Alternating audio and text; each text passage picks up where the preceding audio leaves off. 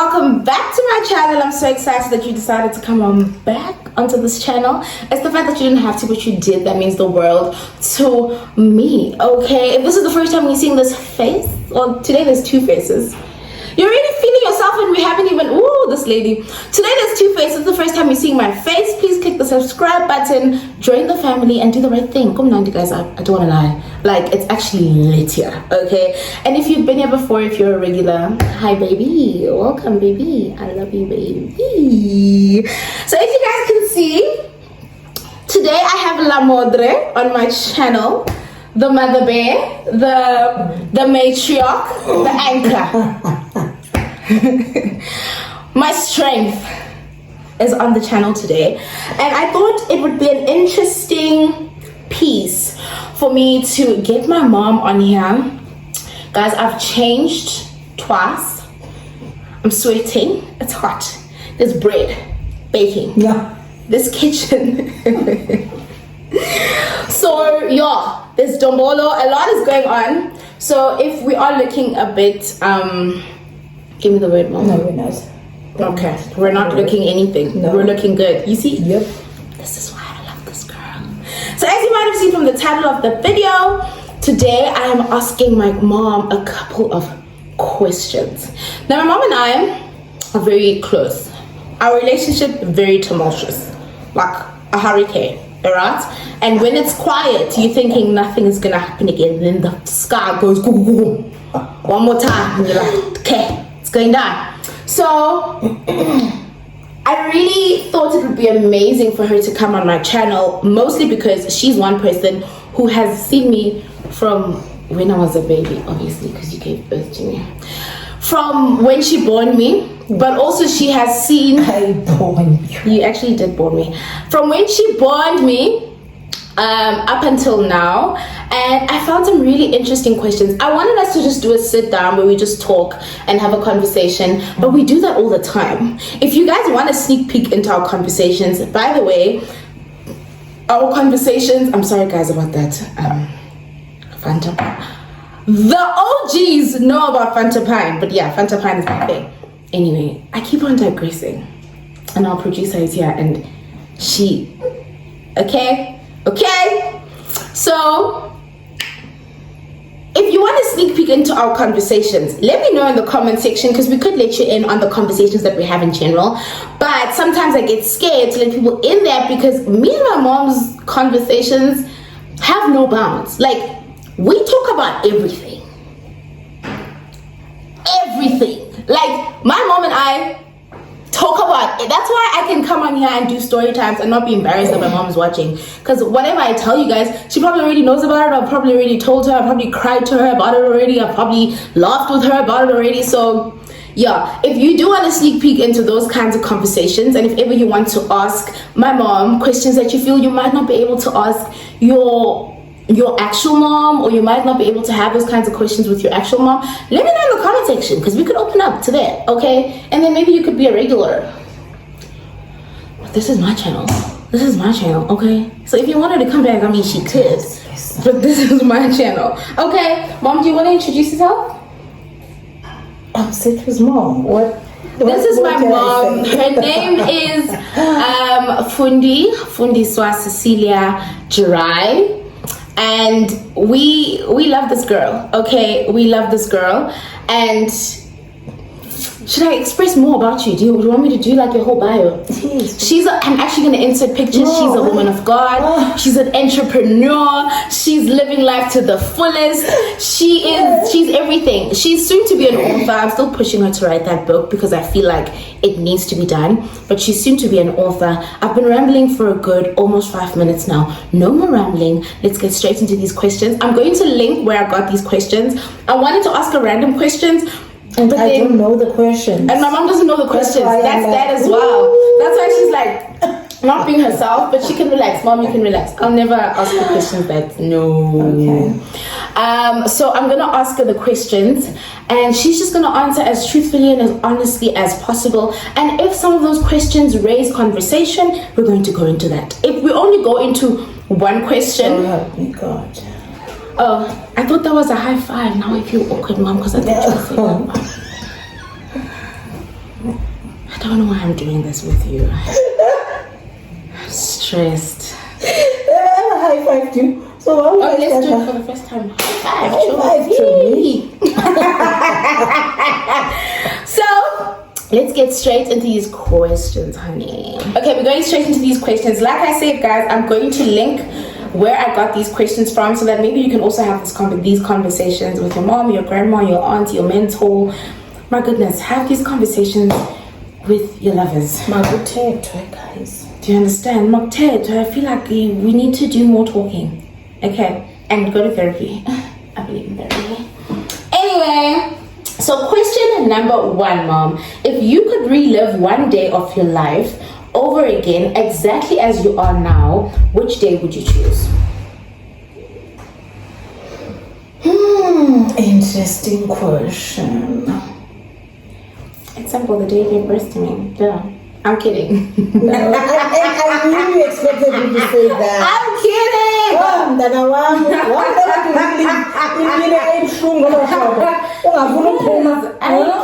Darling. Let me think.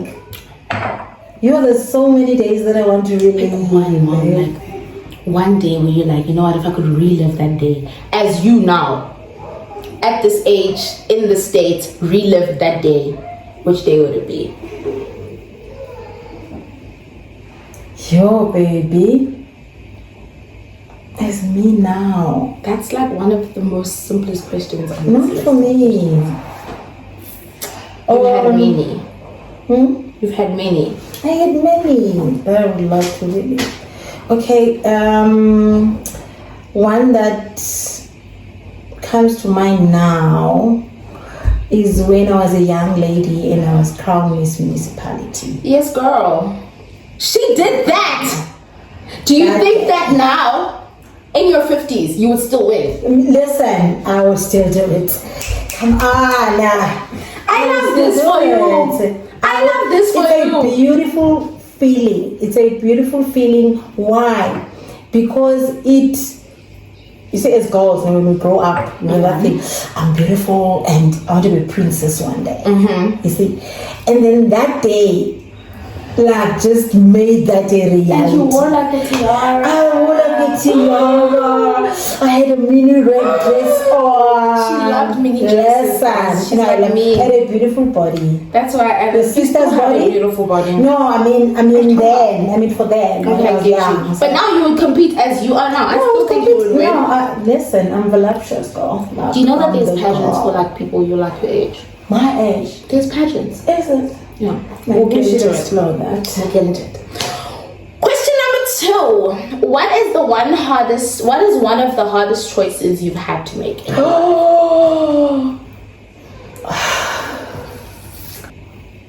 Leaving my career at the peak of it and choosing ministry.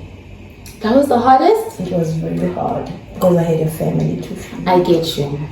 And I had a partner that didn't understand what I was doing. Yeah, he actually didn't. Yeah, no, actually he left. My dad didn't get it. No, dad left when I said. No, my dad was like, honey, I did not marry. I married a banker and I'm not doing this. You don't want to leave me with these bills. I won't take care of these kids alone. Honey, I'm out. No, he left. He packed his bag and he left. But I still had to make that decision and you were like at your peak. Like my mom was like an exec. I was a national corner office, quality assurance last floor. That like first week I would be in Joburg, the second week I'd be in Pretoria, the third week of the month I'd be in Durban, that fourth week, and I loved it. And I just kept like, oh babies, bye babies. Yeah, but that wasn't nice for your babies. Okay, but it's fine. I'll talk to my therapist. Question number 3. But it was nice for you guys because you had. Yeah, I mean, we were spoiled. You were very spoiled. Yeah, we were spoiled. Like, we were spoiled. Like, and even though, like, with mom not being around, like, there was always help around. Like, you never felt the void of, okay, there's no mom. No one's cooking. My mom was always around as well. My granny was always around. Someone's cooking. Your clothes are always washed. You've got your own room. You've got the latest on everything. No, I also don't feel like, I mean, you can't really buy love from your kids, but you kind of can. But listen, that 2 weeks I gave you so much love. It made up for yeah, facts. The 2 weeks she would be home, she was a good mom. Love her so much. Okay, we continue. Sorry guys, I had to pause because I'm a mom. So so the next question is, have you ever had a funny or meaningful encounter with a stranger that you will always remember? There's one that you recently told me. A meaningful or funny encounter you've had with a stranger. There's one that you recently told me about the guy that you met at ShopRite and you were having a bad day and he asked you to lay hands on him and yeah, something along those lines. Oh. Yeah, but she cried about that. Yeah. I think because she was having like a bad day and like this guy saw her and saw hope and she was feeling hopeless in a way. Yes. But yeah, anyway. I don't. You don't have a funny or meaningful encounter with a stranger that you'll always okay, but then you don't have one. Funny or meaningful encounter with a stranger that you'll always remember. With someone you totally don't know. Something funny that happened. I have quite a few. But I'm not approachable also. Strangers don't just approach me, so I don't know. It's just something. Why is that? I don't know. And you're such a kind lady. Such a sweet. But I think it's because you always like. No, but lies. When am I? I'm gonna put a picture of my sister. My sister has that face, which I'm not gonna say it's that name. You guys know the resting what face? No, my sister has that. No, not even. Not gonna very. I don't think it's intentional. No, what? You just have a face where like, don't talk to me, not your friend. Baby. You don't think you do? No, I don't think I've seen you from the outside looking in, like in public, and I don't think it's intentional. Hey, it's like stay away from me. It's not really stay away from me. It's just a thing of like. Oh, the eye. I do have the eye. Yes, I do have the eye. So that's why not many strangers approach. And I had to work on that because I had that problem as well. And people were like, I'm unapproachable, and they would be afraid to like come and talk to me. Then when they finally talk to me, they're like, you're not that bad. Such sweet people.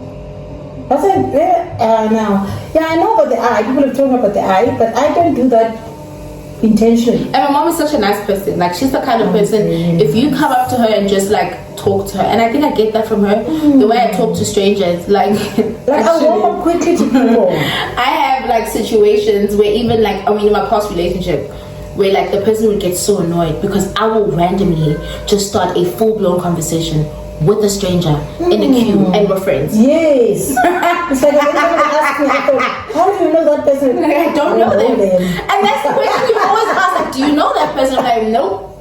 I am now I know them from above, so but we like hit it off and it's like I'm like that. And it also irritates my sister as well. Because my sister is very like very sweet, which is also it takes a while for you to get to know her sweet side. So with me, like she'll be so annoyed with me, like, why are you talking to people? Like she feels like when you're talking to people, like you're sucking up to them. And I'm like, you just be nice. Yes. And she's like, I like you're embarrassing me. And I'm just like, oh. So when I'm with my sister and I don't look at anyone, guys, just know I've been face your front. Face your front. Because she's just like, oh, now what's going on? And she does that. Oh, when I'm with me, she'll be like, and then now what's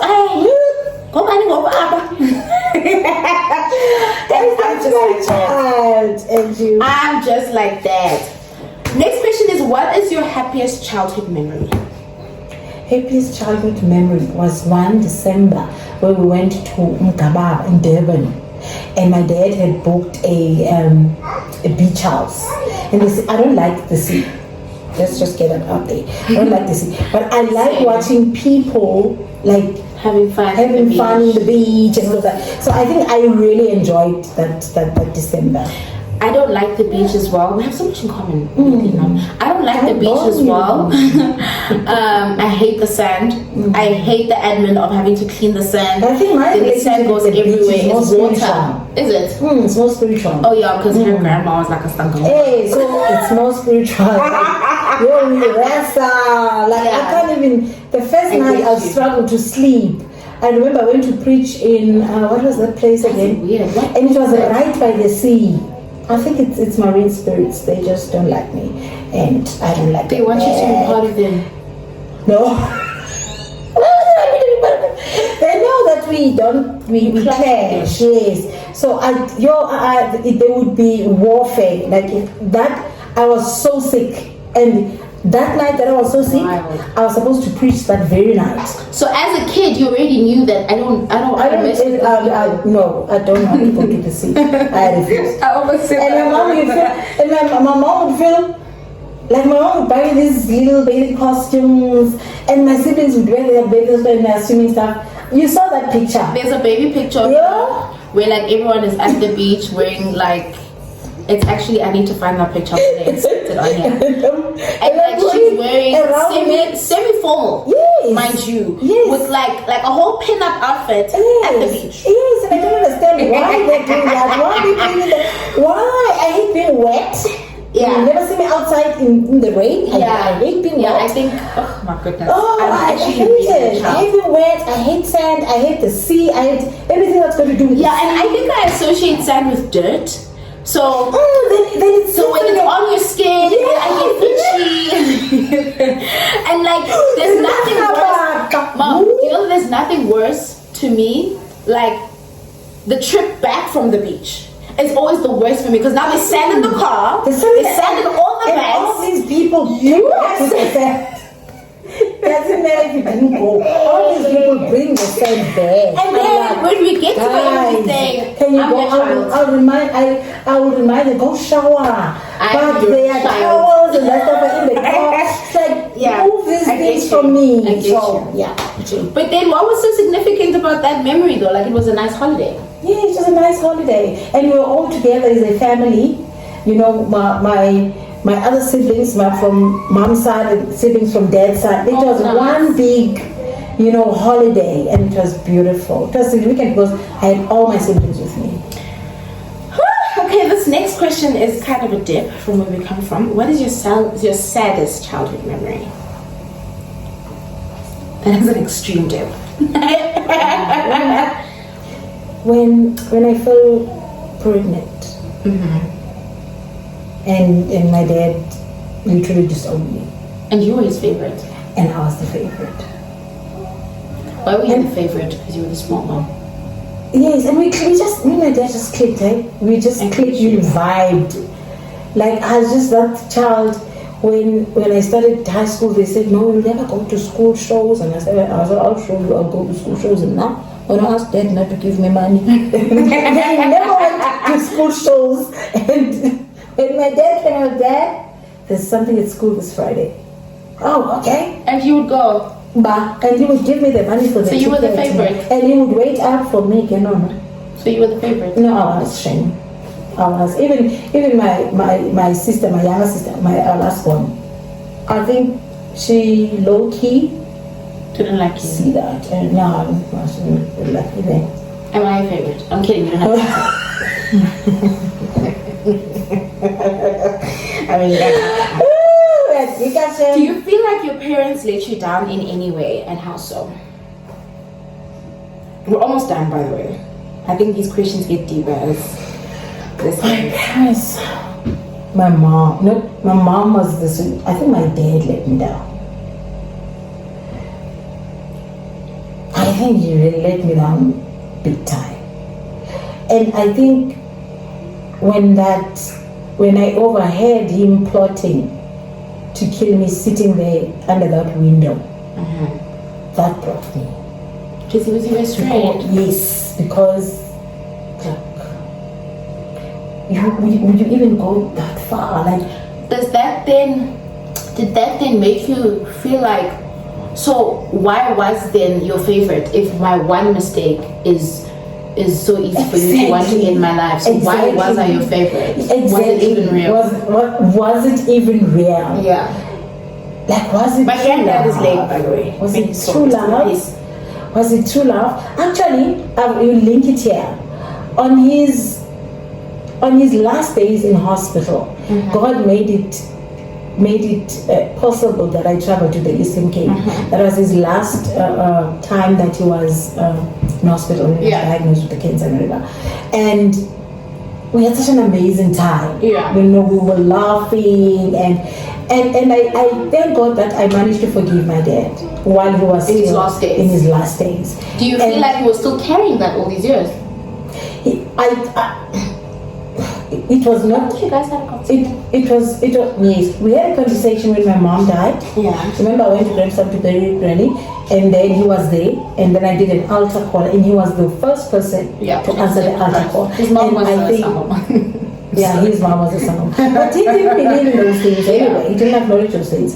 But I think when he got saved on that day and had the conversation and said he's sorry, You forgave him. I forgave him. But I think I forgave him before that, because every time I'd visit my mom, I'd make it a point to go past his house, and I'd go check him and bring him whatever. But there was always an elephant in the room that we never spoke about, which is that day. You see. So I think on that day when he got saved and he called me and wanted to apologize, and I was like, Dad, you know what? You did me dirty.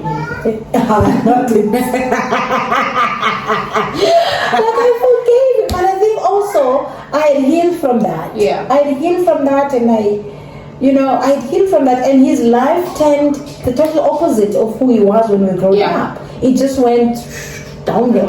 So I think to some extent I feel sorry for him, because I knew who he was. Yeah. And the level of respect that he commanded from a distance, I knew what my dad carried. Yeah. So I think when they broke up with my mom, something was just lifted off of him.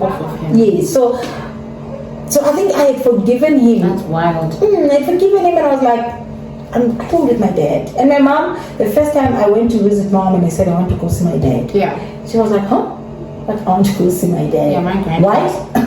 Why? I don't know. And my dad was also shocked, because I stood at the gate, and you remember I used to lock the gate. Yeah. And I stood there and I was like, open the gate, And my dad loved cars. Remember then I was driving an Audi A4. So he sees this car before he sees me. He sees the car. So he comes out, he gets to the gate. I think your dad was materialist. It's good.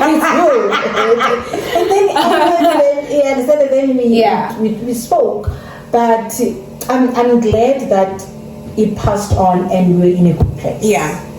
So that was the saddest moment. Yes. Like, I don't even know where I am with my questions now. That is wild. It's wild that you said when he separated from your mom, something was lifted off of him. Yes. No, definitely. That's when you felt the shift. Definitely. And that's what men sometimes don't realize. The Bible says, love your wives, protect them, so that your prayers may not be hindered.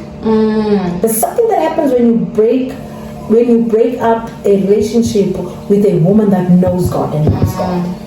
Something gets moved. When she moves with something off of you. There's something that gets on you when you unite with them, but especially when you've treated them badly, they move, and women, they move. But then, Mom, do you not feel that as a woman that also knows God and that has that kind of knowledge, I don't want to say, doesn't it then become your responsibility to then pray for that person? But don't you almost have that thing of, oh, bow, I don't know, like if ever you leave someone and you didn't leave the person, you don't want any malicious intent over them, is that something that just happens that you can't control? Dude, I'm gone now. That means what I came with is gone. Even the light or the little things that it's something else when you do that person something and then she hurt and broken and whatever. Yeah. You understand? Because they're standing in a place you've hurt them. Yeah. You understand? You've hurt them. But it's something else when you take a good woman that loved you, cheat on her. Yeah. You understand that? Abuse her emotionally. Yeah. Break her down as a human being. I get you. And you think you're going to move away and think everything's going to be fine. It's never fine. And you have no control as a woman to say, that's why you're like, no, cursing them. No, it's not cursing them. It's not cursing them. Eat puppy. I think it's Proverbs 18. At who finds a wife finds a good thing and gathers favor from the Lord. Yeah. You understand? So the type of woman you bring into your life, you understand? If you have brought substance and a good thing in your life and you don't appreciate it and you play with it. And what's scary is that, like, the reason what scared me with that is because we always, like, as kids, we always would see the tangible difference between my grandmother's life and my granddad's life. Like my grandmother, obviously she had a hard time after she separated from my granddad because he was the breadwinner. He was a breadwinner. He was a mayor and whatever. But she had so much more of a fulfilling life. And even when you look around, like even my grandmother's house, when you would go and visit my granddad, it's like two different worlds, and it's like, my grandma, it's cozy over there, sir. Like you left the coziness. What's going on here? You think there's greener pastures and whatever? You thought there was greener pastures? I think so. I don't think it gets because of my grandma. No, my grandma. God, I want to be everything my grandmother was. No, I think what happened with my dad is when he started getting to the office of mayor and all these things were happening because my mom was an illiterate. Yeah, my mom she was not educated. Yes, and she came out of school in primary. She didn't she didn't speak the eloquent English that was to be spoken in offices and municipal offices. Then what he did then, he latched on to women that were around him and sort of ignored that looked better. Yes, that looked better. And left my mom to keep the house warm while he would flourish and do whatever. Like we would watch on TV. Like we would watch on TV. Oh, Mayaba, they're in this conference. And my dad there's a woman that always sits next to him. You're watching this on TV. There's a woman that always sits. And mom knows. Yes, and mom knows this woman. And we'll be like, guys, wild. Okay, yeah. we need to move on, but that's crazy. That's crazy that you say that. I had to go deep into that. What do you remember about your parents' relationship? How did your understanding of their relationship influence your own romantic relationships? Okay, mom and dad were not romantic, but what I admired from them and learned from them growing up, in their ups and downs, I've never seen my parents fight. Hectic. I've never. My dad called Mama dear, and whether things were good or things were bad, Mama was dear. I love that. Mama called Utagamfundo, whether things were good or bad, he would call. You understand? And those are things that I really took away from my parents as a child. That let the kids not see. Wild. Let the kids not see. So that's I know how that influenced you in your relationship. Yes. I actually know that because I know that. I'm not going to go deeper into that because we're not crying today. Nobody got time for that. But I saw the influence but I think you carried it more than I think my dad did, in the sense of my dad was always with Takasetu. Yes. Even in the heat of the moment, even in the fact that it was Takasetu. And my mom had this thing where in the heat of the moment, because it was an abusive relationship, she would always want, let's not do this here, let's rather go into the room. Yes. And I don't know how she would want to hide someone literally clapping her. No, I'm not. Someone, but it was in a way for her. It was okay. I'm being abused, but my kids can't see this. My kids can't hear this. My kids can't know about this. So I see how you. And she would always make it a point. Come out there. Like, she would always make it a point, even if she gets out of the room. But it's like, girl, we see you bruised, honey. But she had this thing of like, still being herself, still being a mom. There's actually a quote that I read that said that as a mom, you cannot let your storm wet your children. Yes. And she was very intentional about that. And to a certain extent, she didn't really have much control of how much water seeps in or how much water touches her children and how wet they become. But she was very intentional about making sure I'm in the storm, but my kids are not going to get wet. Yes. So you got that from my granny. Yes, I got that from you. I think I got that from you. Yes. No, you got that from me. Yeah, I think I got that from you. Who or what would you consider to be your first love? I know him. Tell them about him. Okay, my first love is past. Yeah, he's past. That's cute. But I don't know him. I didn't know him. That's my high school boy. I tell them this story all the time. Yeah, I know that story. And now I don't cry about it. Remember? Yeah, she used to cry about it. I remember I used to cry about it a lot.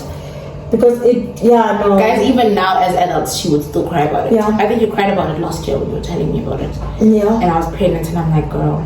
Yeah, because that's when he was my everything. He was my everything.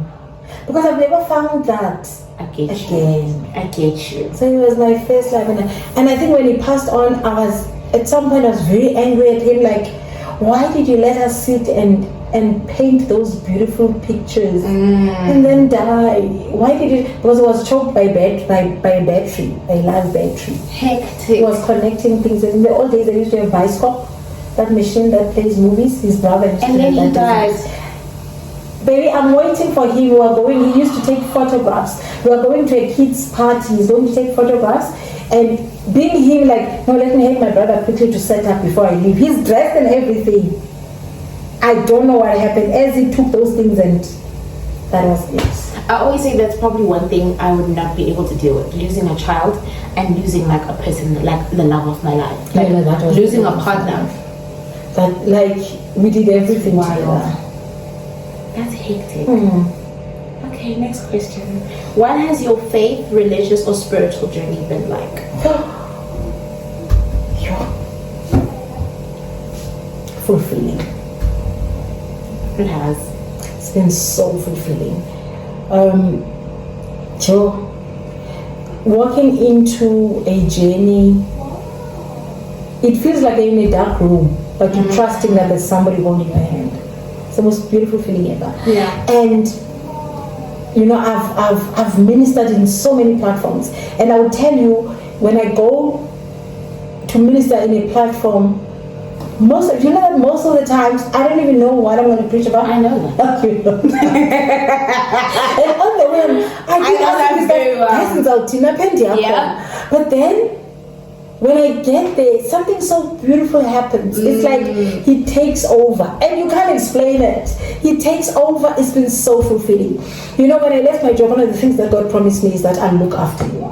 And God has been faithful, man. He's been faithful from day one to day zero. There's things now that I do that I never could do when I was working. Yeah. You understand? Yeah. But I can do them now by the grace of God. That is one word that describes my journey: fulfilling. Fulfilling. Yes. I'm still trying to find that fulfilling part because God is just testing me. You are trying me. It's a journey.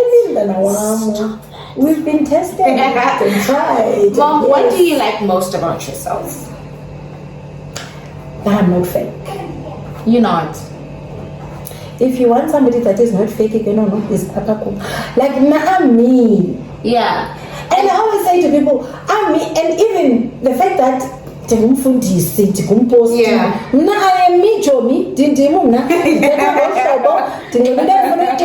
I believe that Yeah. You understand? And that's who I am. Yeah. You understand? So I don't have any. That's why I don't even fit in cliques, because I'm me. Next question. Have you ever done something that you thought you'd never do?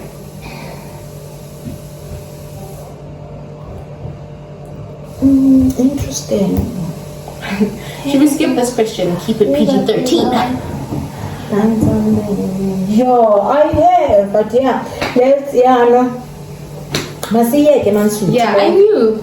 I knew. We need to keep this PG-13 because we don't have time for that. No! What are the best and worst parts about you? No! I got kids watching my channel. Okay? The demographic is youngsters. I bind you. What are the best and worst? What are the best and worst parts about being a mother? The best part of being a mom is watching your children blossom into something beautiful. The worst part is not having control of what's going to happen in their tomorrows. It's the craziest thing ever. And you can't live their lives for them. They have to live it. And the worst part also is when you want to warn them about something and they don't listen. That's for me. And then they get burned. Yeah, and you can't say I told you so. Okay, Mom. Are you being personal? No, but I'm just. That's not what we're doing. Let's ask this one. What is the most ridiculous thing you've ever bought? As in clothes? Something that you're just like, oh my gosh, this thing is ridiculously expensive, and you bought it. A sandal from Aldo. Aldo is not ridiculous. I buy shoes from Aldo. But I can't afford to buy shoes more expensive than Aldo shoes. Why?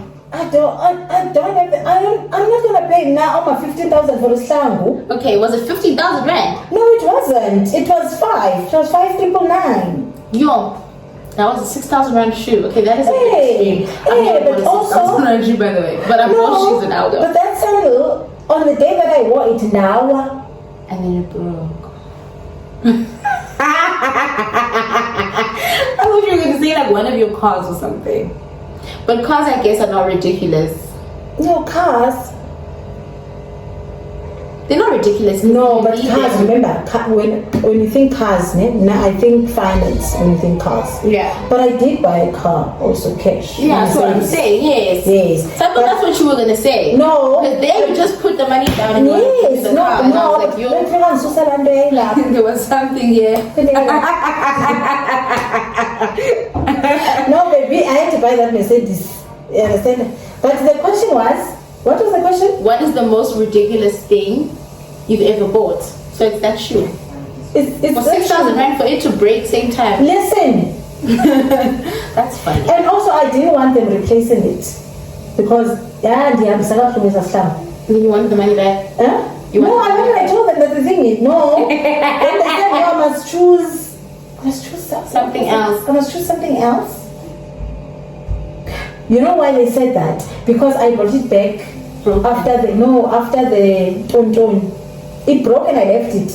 There's a policy on the things. You bring it back. Yes, within the time. Yes, I brought it back. 5,999 for a shoe. Yo, I brought it back. And you felt good. Huh? Was it Aldo? 5,999. I don't know that show. It was. Girl, you be out here splurging. No, it was, man. And I wouldn't regret buying it. But Gausia is that shop. It is Europa. Europa Art. Europa Art. It has- Yes, tell me, it's by the corner there. And then I would never and buy I a got 6,000 busy. rand shoe at Europa. No, But they've got nice shoes. they've got nice shoes. I just don't like but these they're shoes. high. But they're very high. And they're not comfortable to walk in. No. I almost bought my wedding shoe at Europa. Yeah. So I saw the price range really is a bit ridiculous, honestly. So, but yeah. Okay, last two questions, and I think they're pretty cute. Guys, we're almost done. This video is actually long. I think this video is an hour long. Okay, last two questions is, what is one of your favorite memories of me? One of my favorite memories of you. When you were recording with Benjamin Dube. Did that make you proud? I was Do you know that crying. there are people that were sitting around you that only knew me because they were sitting around you, and they DM'd me like I was sitting by your mom and I only really followed you because of how your mom was acting.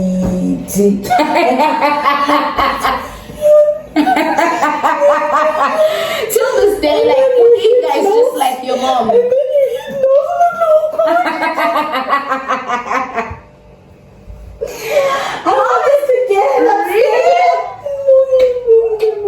Made me so proud.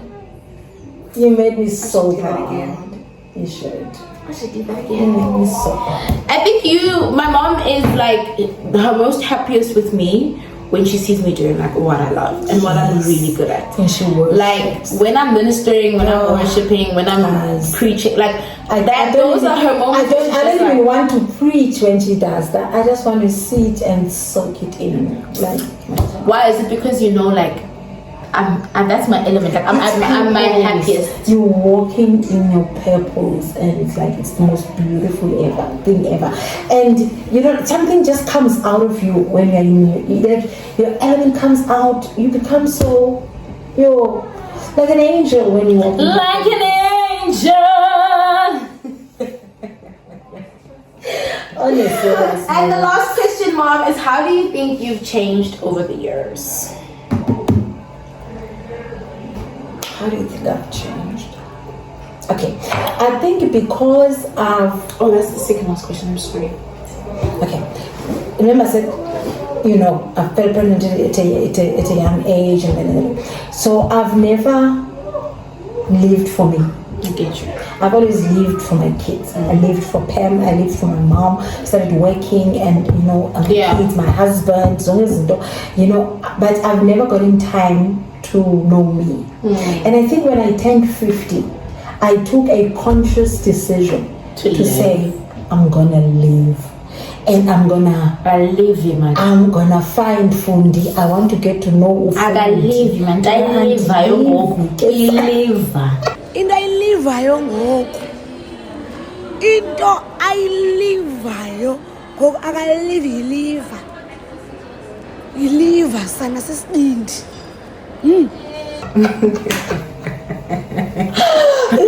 So I think I've changed it. Not that I don't care. My kids still come first. You guys, you know. So over the years, you've just become more in tune with self. Yes, I'm more in tune with myself. And more intentional. And I'm not apologetic about more anything. intentional about anything. Like guys, I'm not apologetic about anything. Now I live my life, and it's like, sweetie, live your life now. And it's like, last question is, what is one question you want to ask me? Let's end the video like that. What is one question you like, you know what, I've always wanted to ask this child this question that you've always wanted to ask me, but make it nice. Like, don't make it scary, Mom. What is the one question that I always wanted to ask? You always wanted to ask me, or that you want to ask me?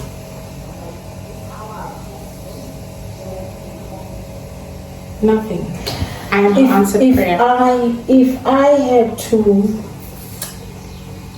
had to leave Earth now, what is the one lesson that you've taught, you've learned from me? What is the one lesson that I've taught you that even when I'm late, you would always say, "No, Mom"? Okay, it's a 2-in-1, but it's to love anyway. I'll explain that. Okay. And it's also to always do right. Okay. No matter what the other person does, no matter what the other people do, no matter what they are putting out onto you, you always do the right things. No matter how someone has hurt you, you always do the right thing. It's hard. No. But that's one thing my mom has just always told me. They also, it formed part of how I raised my children. It comes from Ephesians chapter 6 verse 10. The pieces that you put on, the armor of God. And there's a breastplate of righteousness. You have no control over what other people are doing. But because of what you are wearing, do right. Yeah. You know, do right. Because do right. you always do right. Because even if you walk out and you think, but I was disadvantaged, there's just a way that God has to turn things around. That's true. So that people may see that actually. Yeah. And the love anyways part is that's my mom's motto. Like, she will love you anyway. Like, you'll come back and there's blood on your hands and you killed someone, she will love you anyway. She will probably like take you to jail to hand you over, but she will love you anyway, and she will visit you every week in jail, and she'll walk you in that jail and she will tell you, but I love you anyway. Like, my mom is like that. She can be mad at you, she will tell you how mad she is at you, she will give you a spanking, but she loves you anyway. My mom's like that. So I learned that you love anyway, unconditionally. And sometimes but I've always found a way to come back and say, but I still need to operate in love. I'm angry, but I still need to operate in love. And I'm learning that every day. I'm frustrated, but I still need to operate in love. I am disappointed, but I still need to operate in love. I don't have anything else to give. All I can give is, my mom would even say that, like, in my worst situations, she'd be like, all I can do right now is just hold you and love you. Like, I cannot feel this pain for you. I cannot take this pain away from you. I cannot say sorry enough, but what I can give you is love. So to love anyway. That was the video. I'm sure this video is going to be an hour long. I hope you guys watched till this part of the video. If you did, please drop some white hearts in the comment section. Let me know that you have made it this far. If you made it this far in the video, then you are a real OG. Thank you guys. And if you wanted that 18 and no, you don't want the 18 and up video, you're gonna do that on your own channel. No, I don't know. My mom is X-rated. Okay, we don't have time for that. So also let me know, guys, on a serious note, if ever you do want her to come back on the channel, let me know in the comment section as well. Or if you do have questions, yes, if you've got to this part of the video and you want more questions answered, or you want us to go more in depth in a certain area or more in depth in a certain thing that we spoke about, do drop that in the comment sections. Let me know that you want her to come back. I look, if you like you wanted to come back, I kind of wanted to come back. I had fun now. I had a lot of fun. I'm trying to stop ourselves from smooching. I'm gonna go makeup one. Guys, do you see how she pushed me? I love you guys so much. Thank you so much for coming back to this channel. See you guys when soon. See you guys next week.